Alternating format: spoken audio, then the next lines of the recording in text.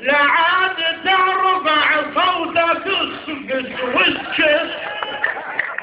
كبتها عليك لو ما تكبت حتى الشجر تجاركم ما ينبت فضايحك من وراهم صارت لا عاد ترفع صوتك اسكت واسكت كبتها عليك لو ما تكبت حتى الشجر في جاركم ما ينبت فضايحك صاحب راشد ساعة في هدها مدري بناها